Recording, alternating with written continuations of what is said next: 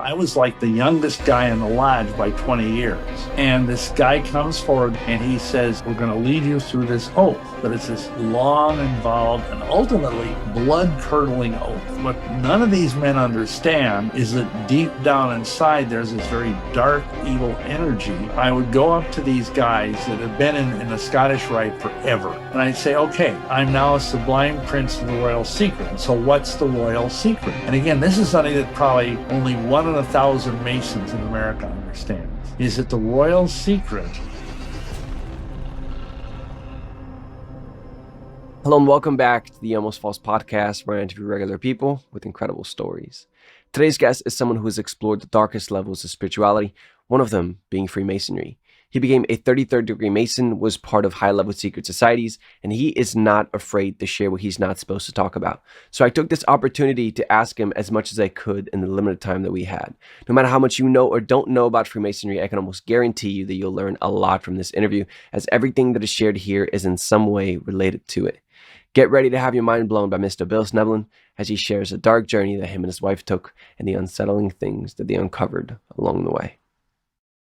When I got to college, and again, I wanted to be a priest. This was a minor seminary college, Loras College. At the time, it was a minor seminary. It isn't anymore.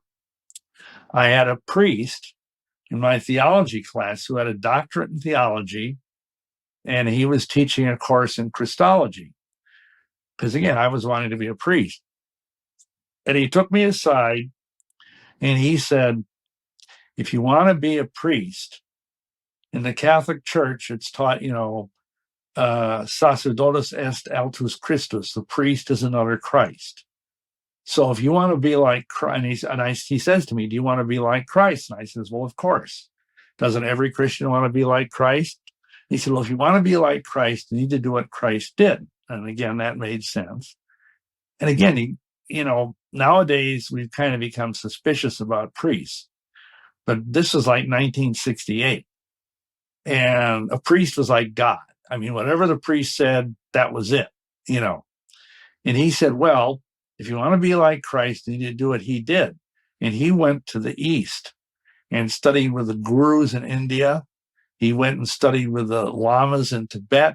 He went to Egypt and studied with the magicians there. That's how he was able to raise the dead, to walk on water, to do all these miracles. So he says, what you need to do is you need to start studying the occult. And this is a priest telling me this. And so I thought, okay, now mind you, this is obviously decades before there was an internet. I mean, there was a little bookstore downtown.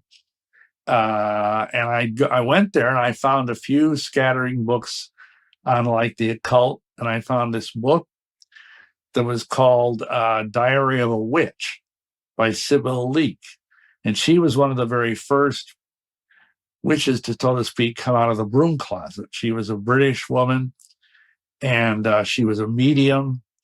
And anyhow, I read the book, and she was asserting in the book that witches were not evil, that this was an ancient pagan mystery religion. Among other things, she claimed that Jesus was a witch, and his 12 apostles were his coven, along with their wives, So I kind of bought into that. And I found out about this guy, Alex Sanders, who was the supposed king of the witches over in London. I sent him a letter. This is around 1968, 69. And his wife sent me back a thing. Okay, here's a coven in Rockford, Illinois, which is about 90 minutes from Dubuque. I went there and I got initiated as a witch. And then later on, I hooked up with an Alexandrian coven in Boston, and I was made a witch high priest. Started covens in, first of all, in Dubuque, where I was, and then moved to Milwaukee because there was a fellow there who had an occult bookstore, because Milwaukee's a huge city. And he said, I've got all these people that want to become witches. Can you come and teach them? When we're talking about like you being in a coven and you doing witchcraft, I just want to make sure that we don't skip over that part. Like, what kind of witchcraft are we talking about? Because there's a lot of it was okay. Witchcraft originally, the kind of publicly available witchcraft was originally started by Gerald Gardner, and he came out, witchcraft became legal in England. It was a crime until 1951. It was made legal, and he claimed, and all of this is disputed, but he claimed that he came in contact with an ancient coven of witches in the New Forest region of England. They initiated him and then made him a high priest, and he went off and initiated other people. Then there's this other bunch, this Alexander's fellow. He also claims to have been initiated by an ancient line of witches by his grandmother. So those were the two main fountainheads of witchcraft in the 60s. Both were from England, but both had, spread to America. And it was white witchcraft. Both groups, their rituals were virtually identical. And but the Alexandrian group that I was in was more into ceremonial magic, which is like kind of, if you know, in like Protestantism, they have the distinction between high church and low church. Well, Alexandrian is more high church witchcraft, but we didn't believe in the devil. We didn't think we were worshiping the devil. We thought we were worshiping a goddess, a moon goddess, and a horn god. So it was like ditheism, if you will, two deities.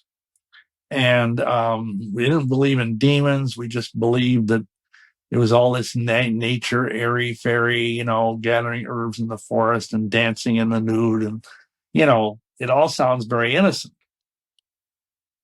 Except there's, especially in the Alexandrian rite, there's also some sex magic that's involved. So does that kind of answer your question? Yes. Thank you for clarifying. I just wanted to make sure that we got that covered. So actually, let's go back to the occult bookstore that you were talking about, and let's pick up the story from there. Well, so anyway, so we hooked up with this fellow in the basement of the store. We would hold these classes. They were packed because there were all these people. And again, this was 1972. And, there was all these people who are kind of like quasi hippies, and they wanted to get into the occult and magic and blah, blah, blah. The other thing that happened at the same time is that we encountered this fellow called Eli, who was a Grand Master Druid of North America. And Druids are a little bit different than witches. It's kind of like the difference between being a Baptist and being a Methodist, And we were invited down to Arkansas, which is where this fellow lived. He had lived on top of a mountain. He had kind of a what do you call it, a organic farm there. And we went through the whole summer, got all this occult training. We were, high priests in Druidism by the time we got done. At one point, I understand this fellow that owned the occult bookstore, he was kind of a manipulative guy who was very, he was older than me, very cunning. He told me, he took me aside and he said, if you really want to understand magic, you need to read this book. And he handed me the Satanic Bible by Anton LaVey. And I said, well, why would I want to read the Satanic Bible? Witches don't believe in Satan. And he said, well, just read the book. And LaVey's contention was that magic is really about Satan. But Satan is like an archetype, he said. There is no real Satan, but it's like an energy, egregore, an archetype that you can draw upon. And it kind of made sense to me. And again, the devil was gradually pulling me in. Like the whole thing about the camel getting its nose in a tent, and before you know it, the camel's in there. So I wrote the Church of Satan, which at that time was in San Francisco. I became a member, a first-degree member. And then later on, I went through some exams and studies, and I became a warlock, which was a second-degree member of the Church of Satan. And at this also, I should say this, because this is critical. This Eli guy, the Grand Druid down in Arkansas, he gave us 2 words of advice. First of all, he said, if you really want to understand Luciferian energy, you need to join the Freemasonic order. And he himself was a 33rd degree Mason. He showed me his little certificate he got. He also told me that if you ever felt like we were in deep spiritual trouble, that I should join the Mormon church. because it was a church that had been started by witches for witches that we could hang out in and pretend to be nice. The image of the Mormon church. They're straight, nice, wonderful, all-American people with happy families and white picket fences and, all of that. But secretly, they believe almost the same doctrines that witches believe. And we can get into that if you want. But anyhow, so he gave us that advice. And again, this was in the early 70s. So I joined the Masonic Lodge, became a Master Mason at the same time as I was a Satanist and a witch. And only our inner circle of the witches that we by this time, we've initiated over 100 witches. And only our inner circle knew that we were also Satanists. And we were continuing in this, and I finally figured out that there was a deeper level of Satanism.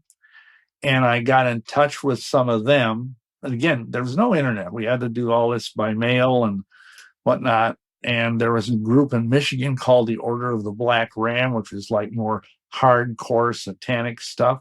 There was another group in Chicago called the Brotherhood.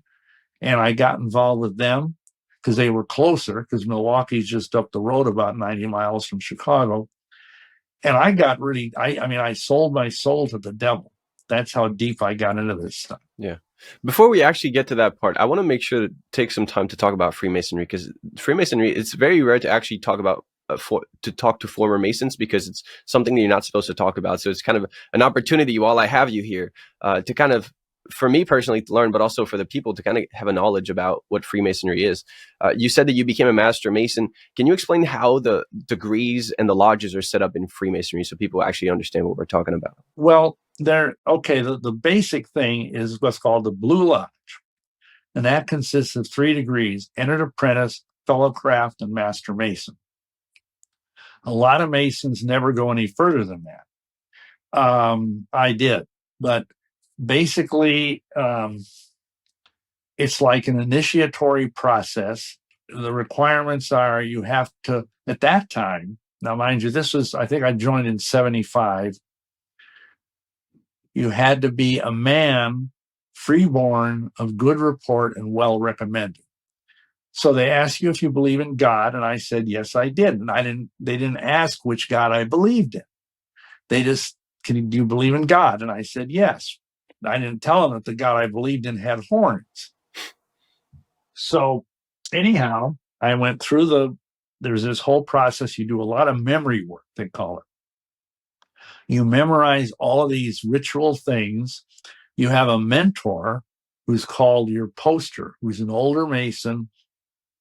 And the guy that I had was a real, very kind guy, an executive in the power company. I can't remember the name of the company. And he helped me memorize all this stuff. And then you go to 2nd degree, and then you have a whole bunch of stuff to memorize. And just let me touch this briefly, because people ask me, well, at what point does Masonry start to look creepy? I mean, because there's tons of Christians that are Masons, literally thousands of them. And I just asked them, how can you do that? I mean, because when you start out as a Mason, they make you come to the lodge, they make you take off all your clothes except your undies. They put you in this like jammies. They're like, they're like pajamas. They're like, typically the one knee is bare and one breast is bare, your left breast, and I think your right knee. And you're blindfolded. You have a cable around your neck. It's like a velvet, they call it a cable tow. It's like a velvet blue rope. And you're tied up. And you're led to the door of the lodge. And you've got a guy leading you, because of course you're blindfolded. He knocks on the door, and somebody this is all ritualized. And the guy on the other side says, who comes here? And your guy who's guiding you, who's a lodge officer, he says, Mr. Bill Schnoebelen, who has been long in darkness, and now seeks to be brought to light, to receive the rights and benefits of the worshipful lodge, erected to God as all members have done before. And I asked, Mr. Christian, Mr. Pastor, Mr. Elder, because there's, like it used to be, I don't know if it still is, it used to be 40% of the pastors in a Southern Baptist convention were Freemasons. And how can you say that you're in darkness when you have Jesus in your heart? You see what I'm saying? Yeah. And then that's not it. You go into the lodge, you're led around, like they call it circumambulation. You walk around the lodge. They have these officers, the junior warden, the senior warden at the different, things of the compass. And in the east is the worshipful master, who's like the big cheese. Then you're made to kneel at this altar. Again, you're still blindfolded. And you're made to understand that you're putting your hands on this huge, it's like a pulpit Bible, big King James Bible. And this guy comes forward, this worshipful master, and he says, we're going to lead you through this oath. And I'm not going to go through the whole oath because it would take like 5 minutes, but it's this long, involved, and ultimately blood-curdling oath. At the end, you say, you swear, the essence of the oath is to keep the secrets of an entered apprentice Mason, which of course I'm violating right now. And then at the end, you swear that if I should ever reveal the secrets of an entered apprentice Mason, that I swear that I will have my throat cut across, my tongue torn out by the roots, and buried in the sands of the sea, where the tide ebbs and flows twice in 24 hours, should I ever knowingly violate this, my entered apprentice obligation. So help me God and keep me steadfast to the due performance of the same. Now, if you were a Christian pastor or whatever, wouldn't that kind of raise the hair on the back of your neck? Yeah, I think it was raised the head on the back of the necks of pretty much most people just to hear that. Yeah. And then at that point, the worshipful master says, my brother, in your current situation, what do you most desire? And then the guy that's with you, that he's a senior warden, says light, whispers it in your ear. And I say light. And then they remove the blindfold. And you see before you this big open Bible with a square and compass on it. And those represent the three great lights of Masonry: the Bible, the square, and the compass. And then they are revealed by the three lesser lights of Masonry, which are three burning tapers that are adjacent to the altar. Now, that's the most mild initiation. From there on, they get more and more creepy. So I don't know how deep you want to go into this, but basically, Masonry is an antichrist thing. It claims it's not religious, but it is. They play around with it because they say, oh, well, we're just religious, but we're not a religion. Because if they were a religion, then if you were already a Christian, you shouldn't join another religion. Most Christians would say that. Like, if you're a Christian, you wouldn't become a Buddhist. Right. Well, Masonry is a religion. I mean, it has all the qualities. That's what I tell people. If you look at Webster's dictionary, there's three things that make something a religion, according to Webster. Number one, something has a belief in some sort of deity. Masonry has that. Number two, that belief is expressed in some sort of ritual.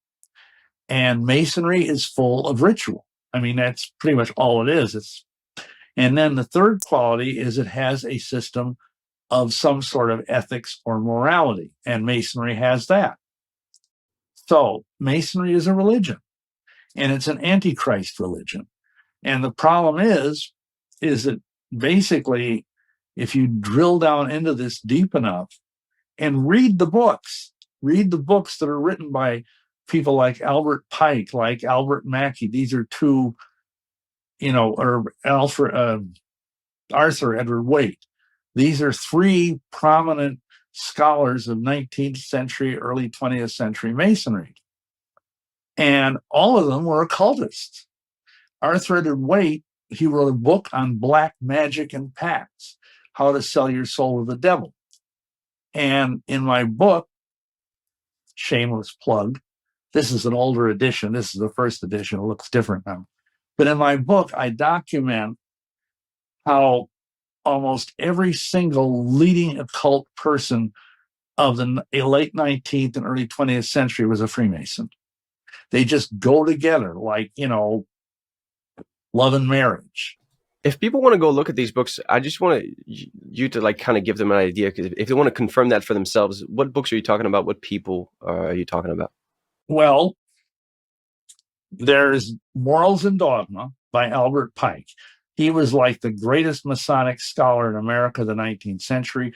He was the sovereign grand commander of the Scottish Rite, and he's buried in the Scottish Rite Temple, 13 blocks from the White House. So that's one. The other one is Albert Mackey's Encyclopedia of Freemasonry. There's Arthur Edward Waite, who has a whole bunch of books on Masonry.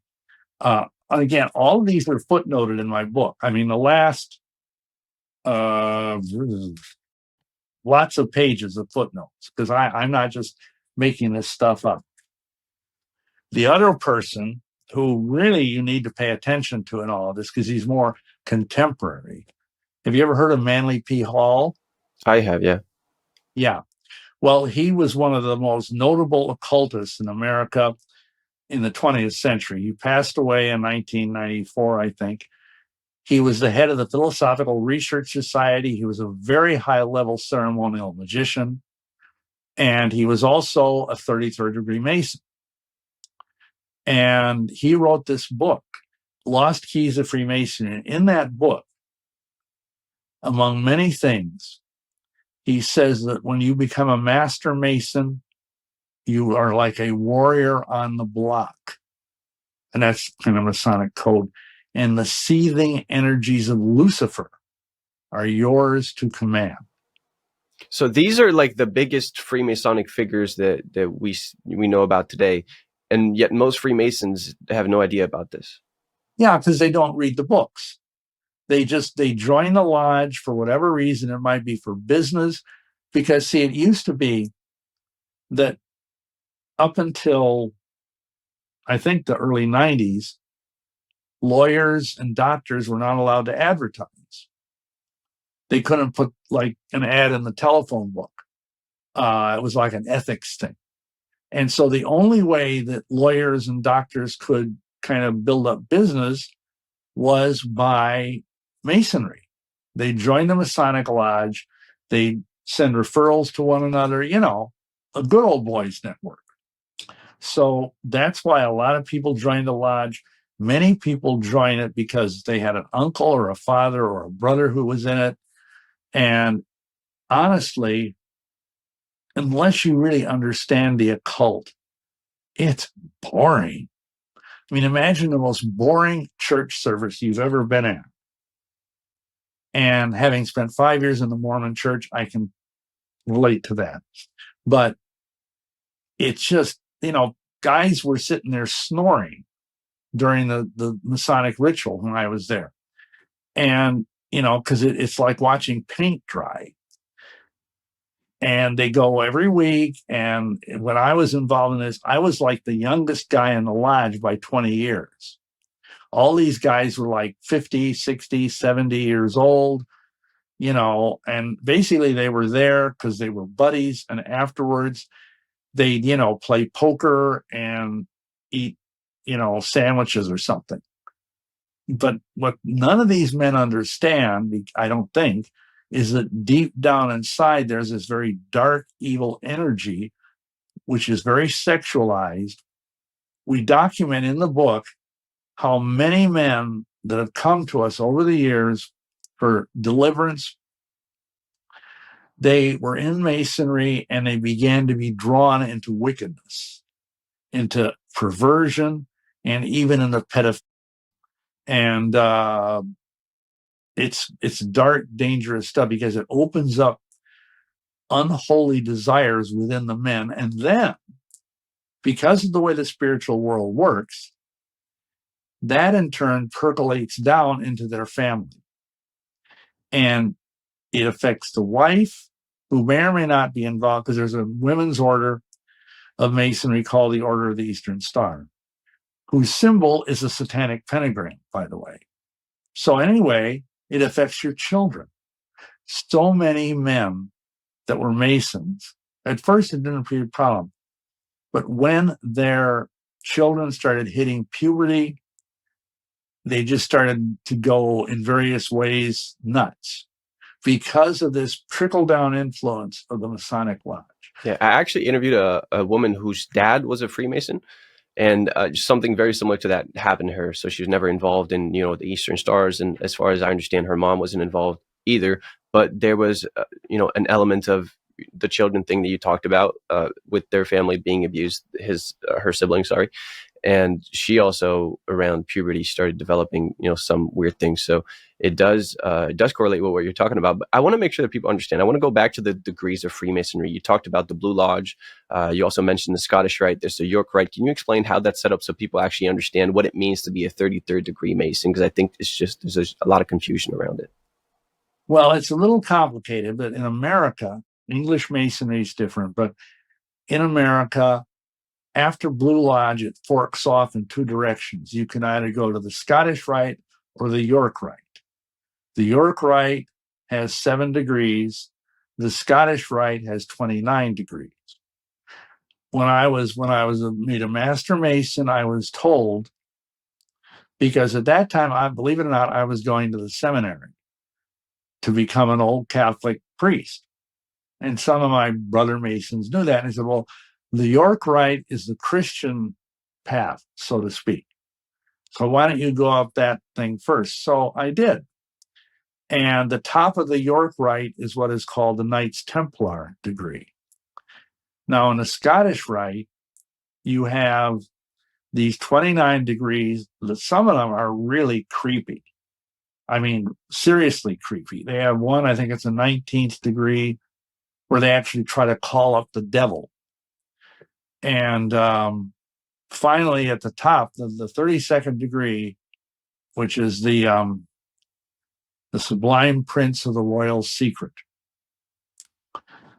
And that's as high as most people go. If you're some really important person, either in industry or in politics or in entertainment, you might be offered to become a 33rd degree Mason, which is the highest degree in American Masonry. And many people, presidents, actors, people like, Roy Rogers, Harry Truman, all kinds of celebrities, Burl Ives, they're 33rd, or they're all deceased now, 33rd degree Masons, Gene Autry, many of these people. So that's the structure of it. And there's nuances in the York Rite that are very creepy, but the Scottish Rite is much more creepy. Hey, I'm pausing here just to let you know that if you want more details about this testimony, whether you want more context about what happened before, or you have questions that I didn't ask, then consider joining us on Locals. We put out a bunch of extra content there, like the extra footage, which is everything that happened before the story started, or the after show, which is what happened after, along with advice that our guests have for you. There's also a whole other episodes that are not available anywhere else, so why don't you go check it out? It's free to join. You don't have anything to lose and have a whole lot to gain. It also helps us to remain independent and fight censorship. So if you're interested, the link will be in the description. You can head over there after the episode is done. All right, now let's get back in the story. Okay, so to make sure that everyone understands, kind of what you already set up, I'll try to summarize it. So there's the Blue Lodge, which everyone has to go through, which is 3 degrees, and then you have 2 choices, either the York Rite, which is 7, or the Scottish Rite, which is 29. So 3 plus 29 equals 32. So 32 degrees and honorary 33rd degree for people that are deemed to be important. So that's kind of how it worked. Only on the Scottish Rite, that's where the 33rd degree happens. So let me just correct something. Yes, please. If you're a 10th degree 9th Templar, you can become a 33rd degree Mason, even if you never went through the Scottish Rite. Okay. Minor detail, but okay. Thank you for clarifying. So, all right. Now we talked about the 33rd degree Mason. People usually are like, that's the highest level of Freemasonry that there is. There's also a bunch of people that talk about, there's secrets in Freemasonry that a lot of people don't know about, and you have to, be deemed worthy to be told these secrets. You became a 33rd degree Mason, and you eventually joined this secret group or secret order or whatever you want to call it. Can you explain what that is? Okay. Well, beyond what we've just been talking about, over in Europe, there's what's called the rite of Memphis Mithraeum, and that is 360 degrees beyond what's, I've already discussed. And most Masons don't even know about that. Now, I got up to the, if memory serves, 96 degree.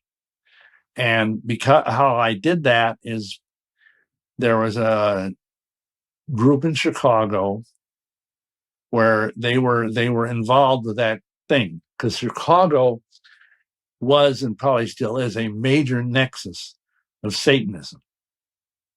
Most people don't know that.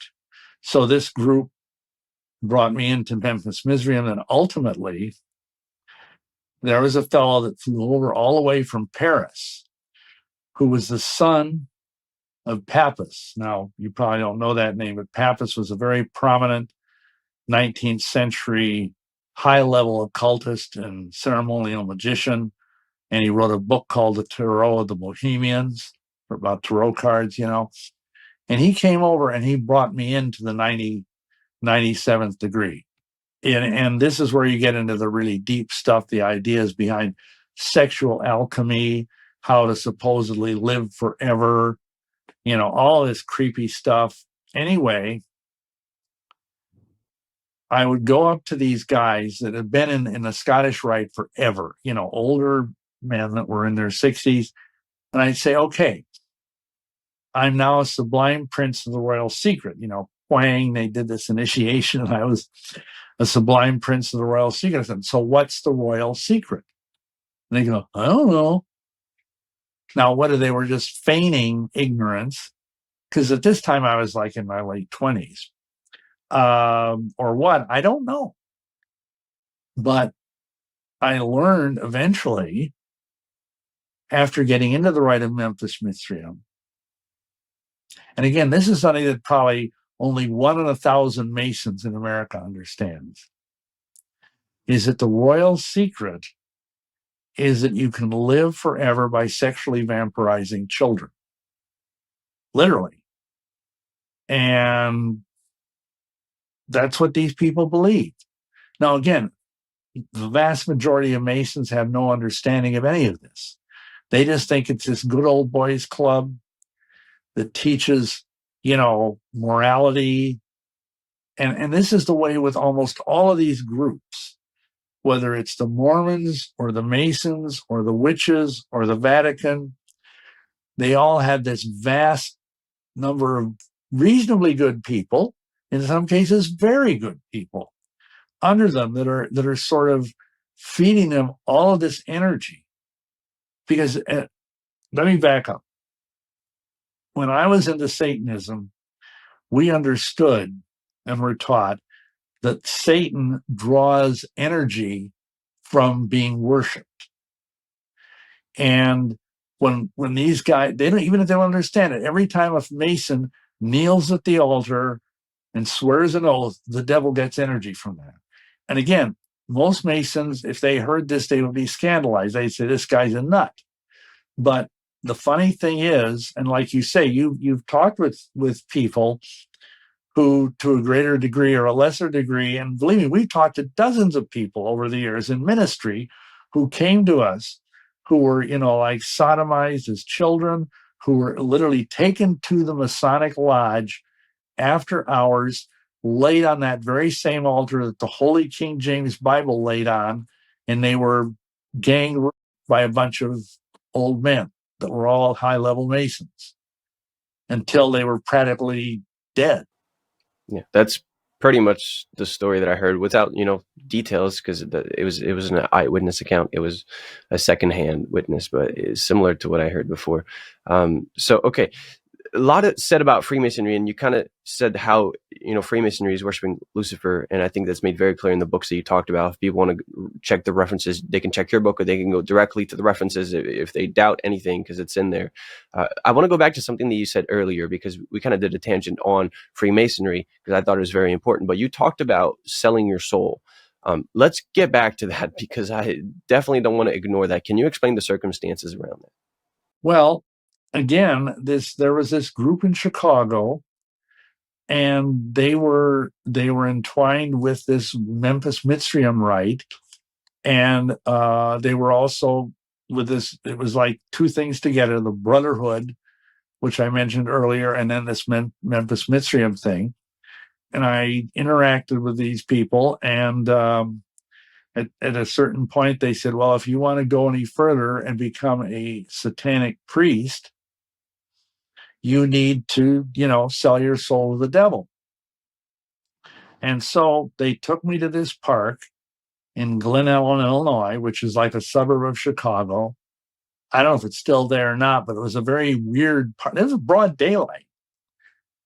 And they said, "Don't worry about it. The cops are all devil worshippers." And in the center of the park, there was this like area where they had these weird Egyptian statues. There literally was an altar with horns, kind of like the pictures you see of the altar in the Temple of Solomon, that kind of thing. And they brought out this black book, and there were all these names in it. And this one supposed high-level Satanist kind of officiated, and I swore an oath to Satan, my allegiance to him, that I would serve him for 7 years, and he would give me everything I wanted, wine, women, song, power, occult power, whatever. And at the end of those 7 years, he could kill me and take me to hell. By that time, I had been told that the Satanists believe that hell is like one long orgy of drugs, sex, and rock and roll, so to speak, So I didn't think going to hell was a bad thing at that time. So I had to sign my name in blood in this black book.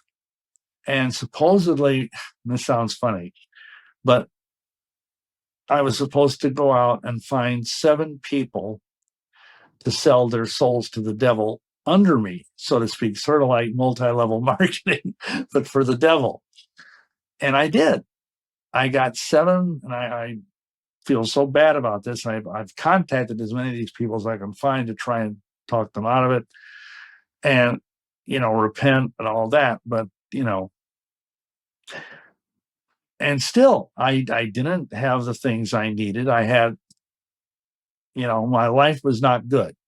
Even though I was supposedly this high-level warlock, satanic priest, blah, blah, blah. I was working at a nothing job. I was a security guard in a warehouse, barely getting by.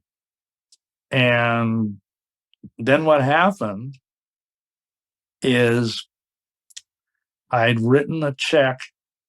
Every year I wrote a check to the Church of Satan. I think it was for $10 to renew my subscription. They had a newsletter, probably still do, called The Cloven Hoof.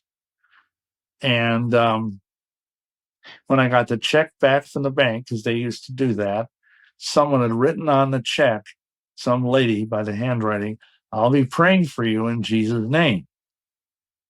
And I just scoffed. And the funny thing is, let me just say, I had not had any contact with Christians. Nobody ever tried to witness to me. Nobody, had ever come to our door and try to, give us tracts or talk about Jesus. Even the Jehovah's Witnesses never came to our door because they were scared of us, because people understood, they'd see us out in the backyard in the moonlight in black robes dancing around, So anyway, I got this check and I just scoffed at it. And literally within 24 hours, it was like I was hit with a freight train. I lost all my occult power, and believe the magical power is real. I lost my job. I got as sick as a dog. And I thought, what the heck, So we had an altar up in the attic. The whole attic, we painted it black. And we had a magic circle on the floor. I had a big statue of Pan, the horned god, all kinds of creepy stuff. And I went up there and I knelt and I prayed to Lucifer. And I said, what's going on? I've done everything you've told me, and my life is just increasingly gone to hell, literally. And the funny thing is, even when I was praying to Lucifer, Jesus answered my prayer. Because the next day, we got a call from these two teenage Satanist girls from Chicago. They wanted to come up and meet me because they heard about I was this great Satanic priest. And so they came up on the train. They said, we had a gift for you. And I thought, well, I could use a gift right now because I just lost my job. I don't have hardly any money, you know. And they show up at the door and they sit adoringly at my feet.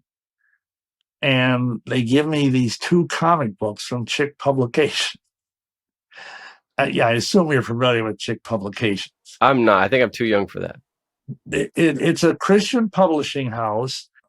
And he made these, I don't know how many there are now, but at the time there were like 15 or so full-color comic books.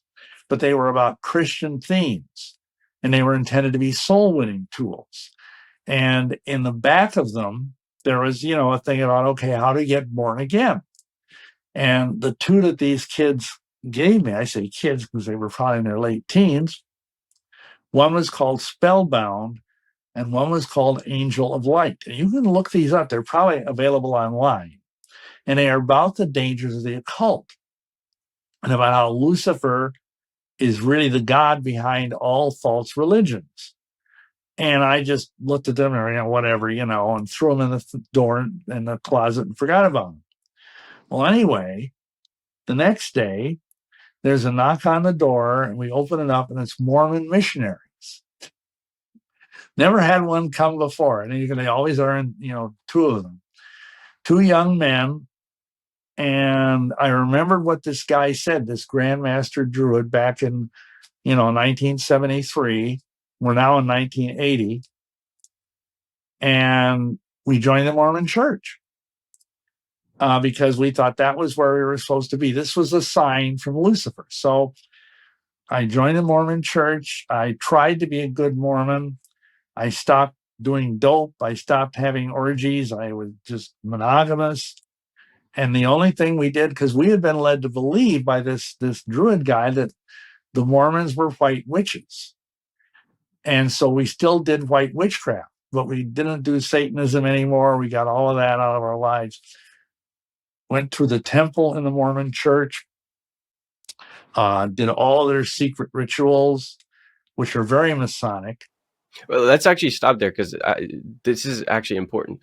What kind of role did you have in the Mormon Church? Because we just talked about missionaries coming to your house and you said you joined. Can you explain a little bit, the progression and what kind of role you eventually got there? Yeah, well, okay, you get baptized. And then after a year, if you, mind your P's and Q's and pay your tithing and all of that, you're made an elder. And that's what I was. I was an elder. And then later, I was made an elders quorum president. So that's like an administrative role right under the bishop. Now, understand, in a Mormon church, I don't know if it's still this way, but back then, this is in the 80s, a bishop, like most people think of a bishop as some really high-level guy, In the Mormon church, the bishop is the head of a local congregation. They call it a ward, W-A-R-D. And an elders quorum president is kind of like right under the bishop and takes care of administrative stuff. And I had gotten a temple recommend, which is like a card that allows you to go to the temple, because you're not allowed to go to the temple unless you're worthy. And at that time, we went to Salt Lake City because that's like the Cadillac of Mormon temples, the Salt Lake Temple. And we went through the rituals, and that, I'll tell you, that's a whole story in itself. Do you want to get into that? Of course, yeah. Okay, well, so we go, now, mind you, we had information from this Grandmaster Druid. He said, give these words to the guy when you go into the Mormon temple. And they had a system, which was probably kind of ahead of its time. This was, 1981, where you had this card and it had a code on it. Like nowadays, everybody's familiar with it, some kind of magnetic coding. They'd put it into the machine and that would indicate that you're legit. And then we were told to say these words. And when we put these words into the computer after our card, the whole system it crashed, the entire computer system. And so they didn't know what to do about that. So they got rid of the people that they could. They took us through the ritual, which involves it's hours long. It's kind of like the Masonic ritual on steroids. I mean, you go downstairs, you get all basically naked. They wash your body, and it's done man to man, woman to woman, but they wash your body, they anoint your body with oil.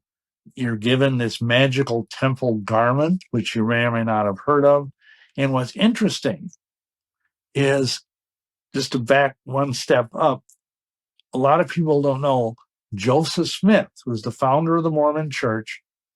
In 1844, he was made a Master Mason in Nauvoo, Illinois. And after he was made a Master Mason, he kind of stole most of the Masonic ritual and created this temple ceremony. The whole thing is just bizarre, and I go into great depth. I have a video called Mormonism's Temple of Doom, a DVD that you can get that goes into all this in detail. But anyway, this is where it gets kind of odd, because after this is all over, we were invited to go meet with the president of the Salt Lake Temple, which is kind of a big deal. And he said, "What can I do for you?" And I said, "Well, we've been told," we didn't say by a druid, but we've been told that we need to talk to an apostle. Now, understand that in the Mormon Church, there's this hierarchy. There's the prophet, who's called the president, and then there's the first presidency, which is 2 advisors and the prophet. Under them are 12 apostles.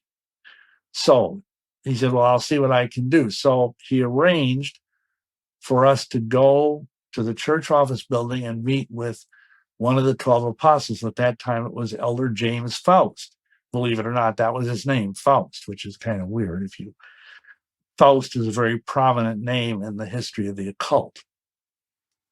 So we went there, up into the church office building, and to make a long story short, he said, "Well, what do you want to talk to us about?" I said, "Well, we had these dreams," and this is true.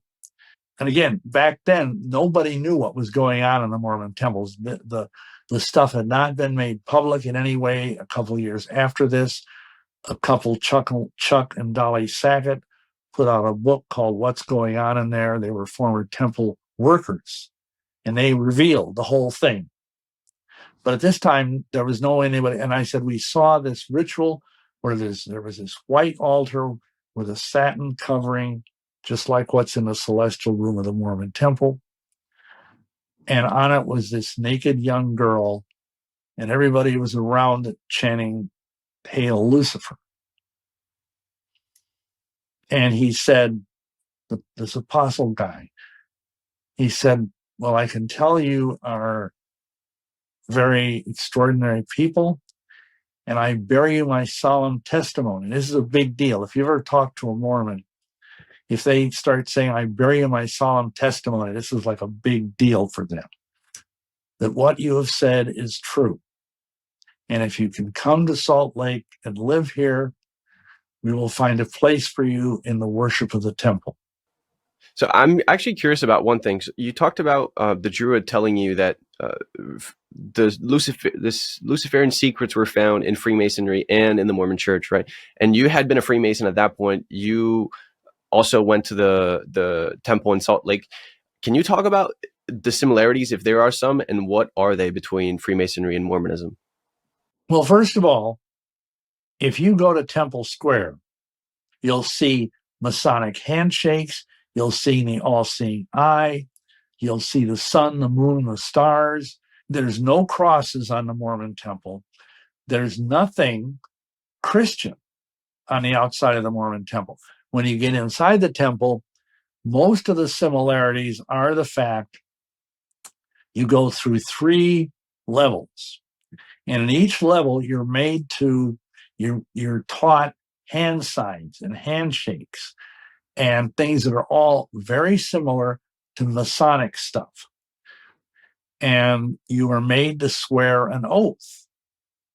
And when in the first level, which I think is, it's been ages since I've gone through all of this, you put your hand to your throat and go like this, the same as you do in the entered apprentice degree of the Masonic Lodge.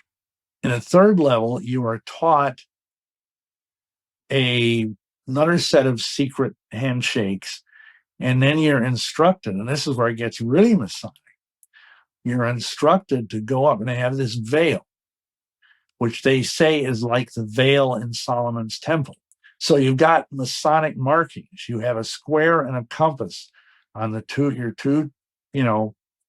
chest. You have another marking on your navel and another Masonic marking on your knee. Okay. These same markings are on the veil, but they're stitched so they're holes. And there's a guy on the other side of the veil that you can't see who represents Heavenly Father. He represents God. And you go up to this guy and you're instructed, you put your hand through the veil, and this is called the 5 points of fellowship. And this is right out of Masonry and right out of witchcraft. Gardnerian, Alexandrian witchcraft and Masonry and Mormonism all have these 5 points. And the 5 points of fellowship are foot to foot, knee to knee, hand to back, breast to breast, and mouth to ear. I think I got that right. And anyhow, so you're embracing this unknown guy through this veil, and he whispers to you the secret name of the celestial kingdom. And you ready for this? I don't know. I think it's health in the navel, marrow in the bones, strength in the loins and in the sinews, power in the priesthood be upon me and my posterity for all generations of time and all eternity. Now, that might sound reasonably benign, except for the fact that it's almost word for word out of the Satanic grimoire. It's a Satanic incantation. The only difference is that obscene words are used. And then, when you're done with that, this guy draws you through the veil into what is called the celestial room, the celestial kingdom. And basically, it's like this beautifully appointed, everything is in white or light beige, with sofas. It's like being in a really fancy hotel lobby. And people are invited to just sit and absorb the wonderfulness of it. And they believe, literally, that God the Father, who they believe to be a man in a body, and they believe that he invisibly walks around this celestial room. And I don't know if you know this or not, but they believe he has hundreds of goddess wives. And that he is constantly impregnating these wives who give birth to spirit children who come down. And they believe that every child that is born on earth is first fathered in heaven with Heavenly Father and one of his goddess wives. Yeah, I've heard about that. And I think a lot of Mormons, if they hear you talking, they would say that's not true. But if you actually go back to the history of what Joseph Smith taught, like you'll see. And if you talk to some of the elders probably in the Mormon church that know about this stuff, they'll tell you about it. But what I find in what you said is essentially that, the details of Mormonism and Freemasonry, like the details are different, but the structure is very, very similar. And you can see where kind of Joseph Smith took it from, especially since he was a Freemason. So that's super interesting. I want to go back to your story, though, because you joined the Mormon church to try to help your life. You were really struggling at the time, and you're trying to, become a better person, have a better life, and all of that. What did your life look like inside of the Mormon church? Well, it was better. But of course, part of that was because I was no longer actively worshiping the devil. I thought I was worshiping the true God, but I wasn't. And I eschewed all of my vices. I mean, I was no longer doing cocaine or smoking dope, or I never was one for drinking alcohol. So, I mean, it was better. But as I rose in the ranks, and this is kind of I'm glad you asked this question, as I became an elders quorum president.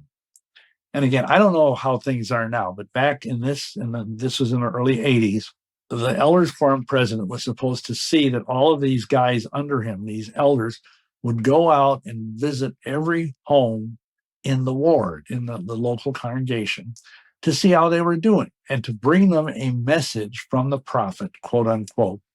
And I'll tell you one thing the Mormons get right. Like I tell people, even a broken clock is right twice a day. And they are very good at taking care of their people.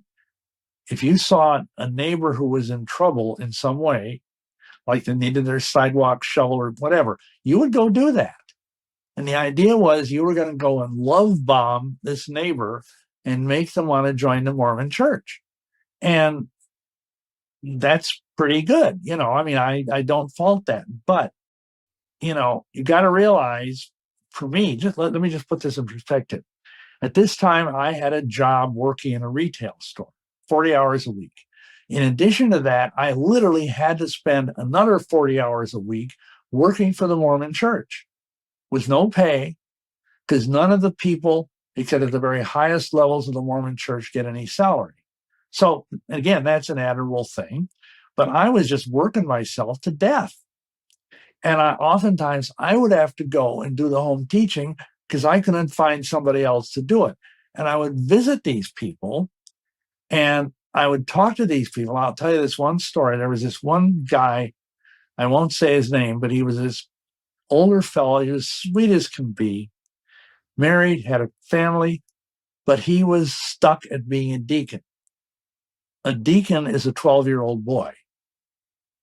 If you turn to the age of 12 years old, the bishop lays hands on you and makes you a deacon. So this guy was stuck at being a deacon because he wasn't worthy. Why wasn't he worthy? He couldn't stop smoking. And as you may know, there's the big no-nos in the Mormon churches. You can't smoke. Of course, you can't take any kind of illegal drugs, and you can't drink coffee.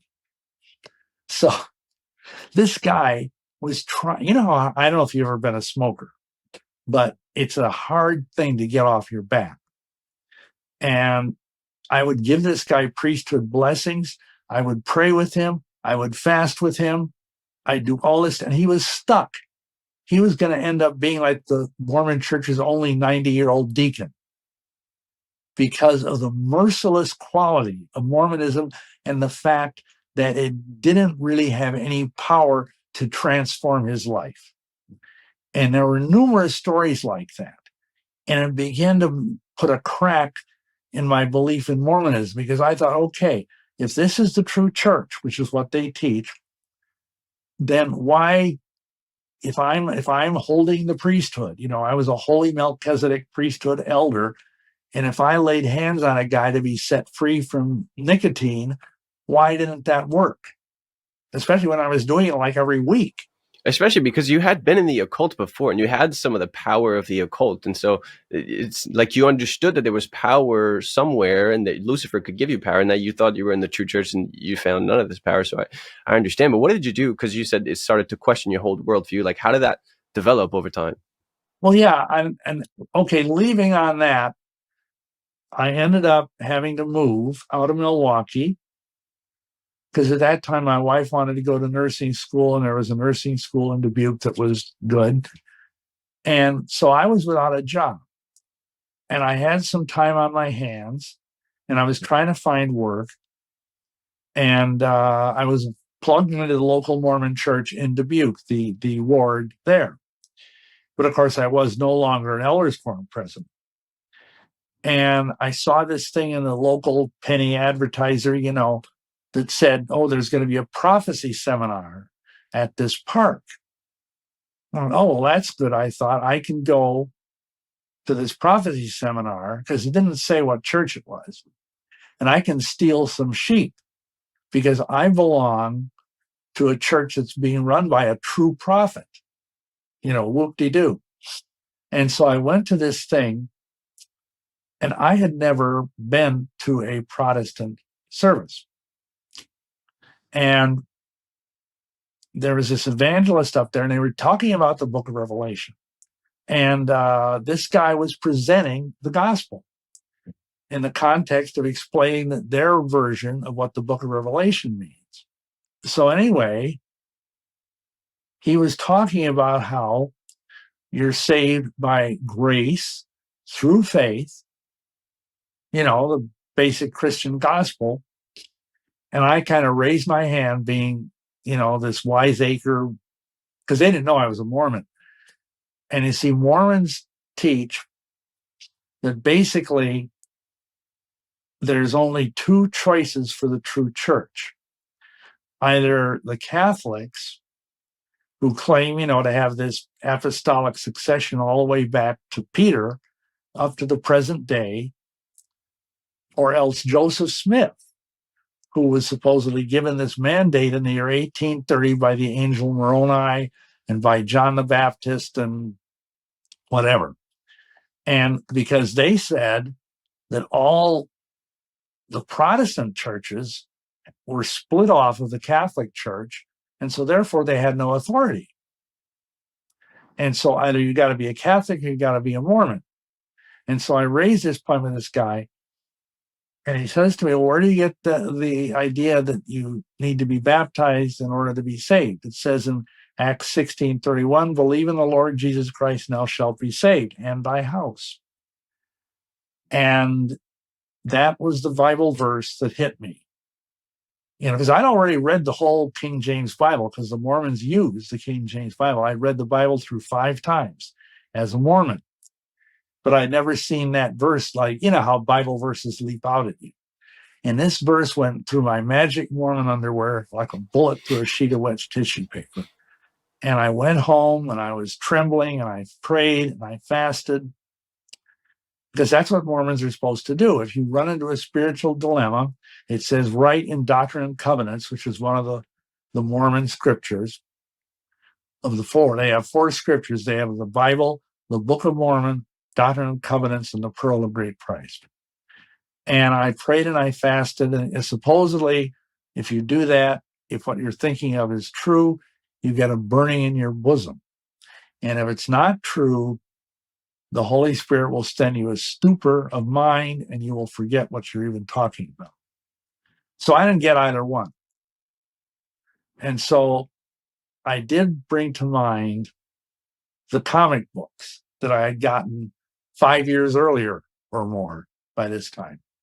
And I went and dug them out, because I remember in the back it was How to Be a Christian. And so I got down at the foot of my bed, I knelt, I took off my magic Mormon underwear, because I didn't want any static on the line when I talked to God. And I prayed the prayers in the back of that comic book, and I got born again. And that was the beginning of my journey as a true Christian. So I got saved partly through the Assemblies of God, but then I was going to study to be a minister, and there were stipulations that if you were either you or your wife were divorced, and my wife was a divorcee, you can't be a minister. At that time, that was the rule in the assembly. So I went over to the Foursquare Church, which is a symbol. I don't know if you're familiar with charismatic churches, but it's another charismatic church.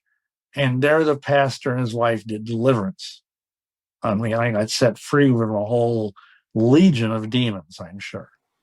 Especially with the things you were involved in, a lot of which we didn't touch on, because they're quite graphic, and for the sake of time, we can't talk about everything that you've gone through, because you have so much. There's something that you talked about. Obviously, we talked about you selling your soul. Now you accepted Jesus. I remember you talking about how the covenant, or the deal that you made with the devil, was for 7 years. So what happened with that? Well, thankfully, okay, that was made in 1979. And I got saved in 1984. And when I got saved, that wiped out that stupid covenant. It took the power of the devil off of me, because I became a child of God. And of course, I renounced that covenant. Part of, I mean, I know there's different ways that people do deliverance. And I don't know how familiar you are with deliverance, but, one of the things that we encourage people to do, and I was encouraged to do, was like I went through and I renounced all of my Masonic oaths. I renounced all of the oaths and covenants I took in the Mormon church. I renounced the baptismal vows of the Catholic Church.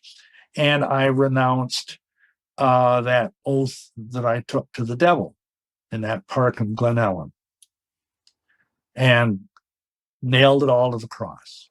So you became a Christian before the 7 years had actually passed. And who knows what would have happened if that didn't, I guess we're never going to know. But there's something else that I would not be a good interviewer if I didn't ask you, because Freemasonry is kind of a secret thing. You can't talk about it. You already mentioned that you're breaking these rules. How were you able to be so open against Freemasonry as a former Mason? Do you have any repercussions? Did that ever happen to you? Oh. Can you explain that? Yeah, you could say that.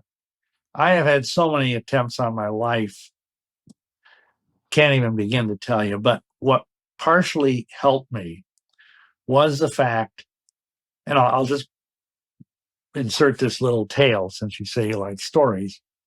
When I moved to Dubuque, I wanted to go and reconnect with the Masonic Lodge in Dubuque.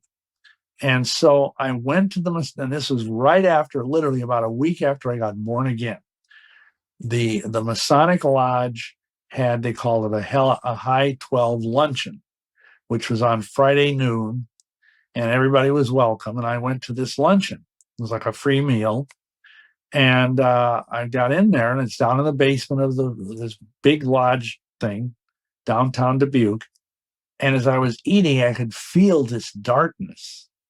I've been in Masonic lodges hundreds of times, but because now I had the Holy Spirit within me, I could feel something dark and evil and oppressive just pushing down on me.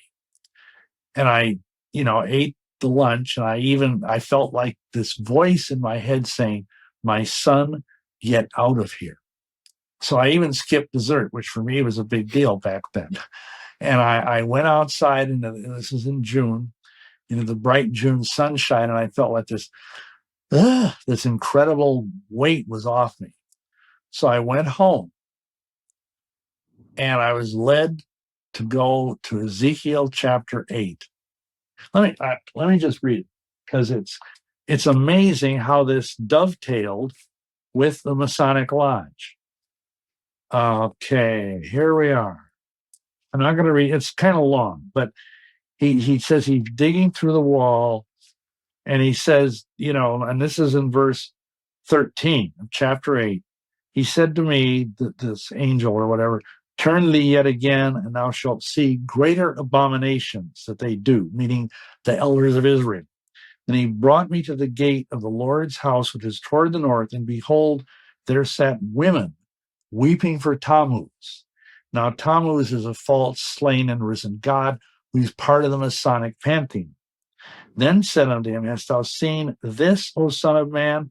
Turn thee yet again, and thou shalt see the greater abominations than these." And he brought, now this is critical, verse 16, "And he brought me to the inner court of the Lord's house, and behold, the door of the temple of the Lord, between the porch and the altar, were about 25 men, with their backs toward the temple of the Lord, and their faces toward the east, and they worshiped the sun toward the east." Now, why is that important? Well, Masonic temples are required to face east. The worshipful master is in the east, and he is a symbol of the sun. And all the devotions of the Masonic Lodge face east. That means, theoretically, they have their back to the Ark of the Covenant. They have their back to the truth. And there's a thing in Masonic ritual, they have a ritual you go through whenever they open the lodge. Every week they open the lodge. And they go around, and when they come to the worshipful master, it says, "As the sun rises in the east to rule and govern the day, so also rises the worshipful master in the East to rule and govern the lodge. And then the master stands up and he knocks up the lodge, which means he raps the devil 3 times. And the symbolism was so vivid when I saw that scripture, because I had been immersed in Masonry for 9 years. I knew it backwards and forwards, and I realized this was an indictment of the Masonic Lodge. And within a week, I sent a letter to the Masonic Lodge and asked to have my name taken off the rolls. There's so much, and for the sake of time, I know you have to go, so we'll have to wrap it up. It's unfortunate because there's so many things that we could talk about, but you wrote books, you have a bunch of stuff. If people want more detail, they can go there, they can find you. I'll put all the links on the website. If you go in the description of this episode, you'll be able to find all of that. But to end, Bill, I want to ask you and give you this opportunity to give a message. And usually I only ask people one, but for you, I wanted to make it a little bit different because you've been in so many different things. You were a Satanist, a Freemason, and a Mormon. So if you had a message to give to each one of these people that are listening today, what would it be? Well, I mean, let me start with witches / Satanist. I mean, those people are worshiping power. They think they are trying to become one with nature, but the power they are trying to tap is the power of the devil. And I know a lot of these people, even some Satanists, will say, we don't believe in the devil except as an archetype, as a symbol. But they're whistling in the dark. They're making a grave mistake that can cost them their souls. Because, it doesn't matter what you think you believe. The truth with a capital T is out there, and Yeshua is the way, the truth, and the life. And if you reject him, as most witches and Satanists do, then your fate is not good. It's not that God is this big meanie in the sky who's going to send you to hell. It's your decision to ignore Christ or to mock Christ, whatever you want to call it.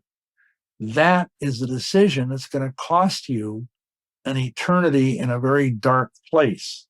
And you don't want to do that. And essentially I would share that same message. I mean, Masons, again, a lot of Masons are Christians.